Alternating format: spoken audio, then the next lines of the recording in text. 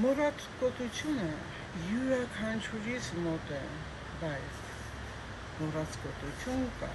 հիվանդագին, որ անգամ կարող է տանից դուրս ու չվերադառնալ։ Նման հիվանդություններ, որպեսզի չլինեն, սիրելիներս, անպայման մաքուր օդին, անպայման պետք է ստուգել արյան ճնշումը, շաքարի տոկոսը արյան մեջ, խոլեստերինի տոկոսը արյան մեջ